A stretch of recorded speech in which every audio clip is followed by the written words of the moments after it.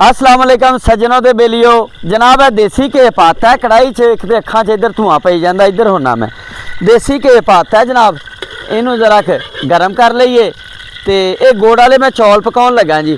आ जनाब तुहानू अगली बार भी दस्सिया सी झंग सियाल दियां इलायचियां विच पाउण लगे जी।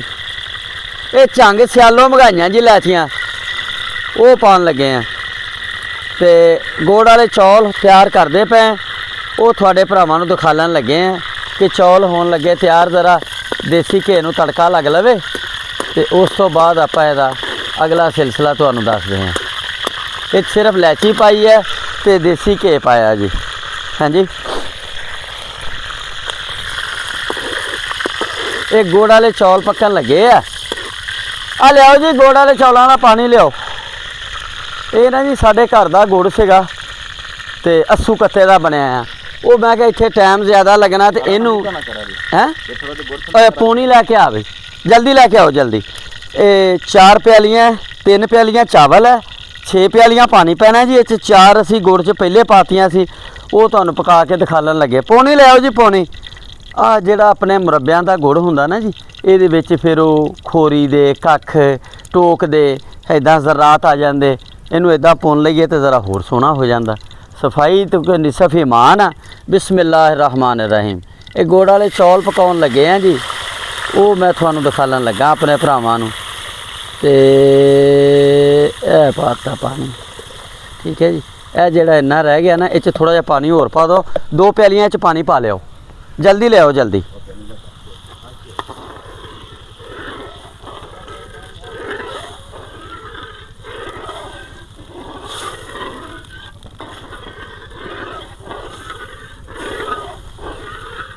लो जनाब यह गुड़ वाले चावल पकान लगे हैं जी।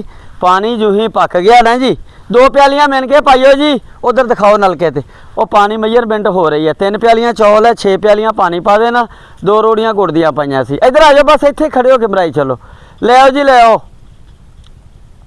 आ जाओ दोस्तों आ जाओ बस 2 ही पानियां पानी पकन लग पिया फिर आप चौल पा देने चौल पा के आप दम ला देना तो गुड़ वाले चौल तो झंग सियालों दियां विच इलायचियां उन्हां दी वक्खरी खुशबू तो जदों जनाब तैयार होणगे वो फिर तुहाडे भरावां नू दिखा लांगे। ये कोई पै गईयां 2 प्यालियां सारा कुछ जान दो नहीं बस ठीक है यह थल्ले वाला रहन दो काफ़ी है। लो जी ये हुण पानी पकने पेगा तो जनाब नाल ही आप चावल पा देने तो गुड़ वाला वधिया मिठे चावल हैं जी तो यदा वखरा स्वाद तो जनाब थानू आप चेक कराने मिलियो। एक तो मुरब्बे की गाजर बहुत मिठी स्वाद ही आ गया तो गुड़ वाले चौल हो चले तैयार 2 मिनट बाद आप इनू दम देना है तो चावल अपने तैयार 2 मिनट बाद इनू ना जी आप दम दे देना।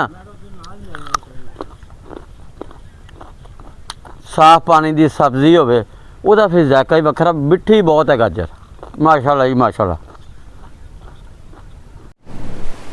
लो बई प्यारे भाईओ दोस्तों पानी पकन लग पिया गुड़ वाले चौलों का ठीक हो गया जी। तो हुण आपां इहदे विच पाओ जी तुसीं आ पहले किशमिश ते मसाला पाओ सारा बिस्मिल्लाह दी बरकत। आ देखो जी किशमिश ते गिरी सौगी ये पाती क्या बात है भाई। चावल पा दियो जी पाओ पाओ बिस्मिल्लाह करके पा दियो पाई चलो पाई चलो पाई चलो पाई चलो पाई चलो।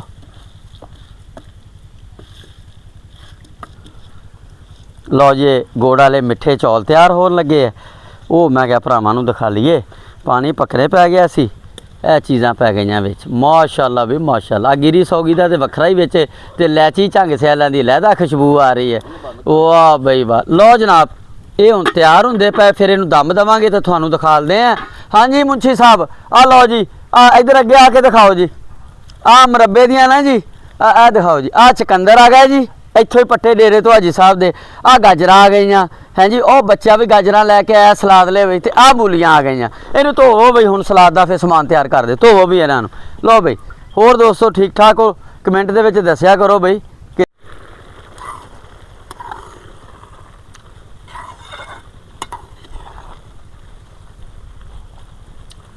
लो दोस्तों इनू आप दम लाउण लगे हैं हुण ठीक है कि नहीं जी।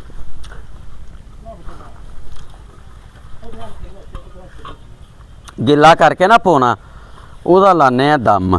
ਲੈ ਖੈਰ ਹੋ ਜਾਏਗੀ ਇਨਸ਼ਾਅੱਲਾ। ਚਾਵਲ ਵੀ ਤਿਆਰ ਹੋਣ ਲੱਗੇ। ਇਹ ਜਨਾਬ ਇਹਨੂੰ ਅਸੀਂ ਕਹਿੰਦੇ ਵੀ ਇਹ ਦਮ ਲੱਗ ਗਿਆ। ਬਿਸਮਿल्लाह ਦੀ ਬਰਕਤ ਯਾ ਅੱਲਾਹ। ਲਓ ਜੀ ਇੱਥੇ ਦਮ ਦੇ ਦਿੱਤਾ ਇਹਨੂੰ। ਹੁਣ ਆਪਾਂ ਠੀਕ ਹੈ ਦੋਸਤੋ, ਇਸ ਬੱਤਰ ਤੇ ਹੁਣ ਆਪਾਂ ਅੱਗ ਮੱਠੀ ਕਰ ਦੇਣੀ ਆ।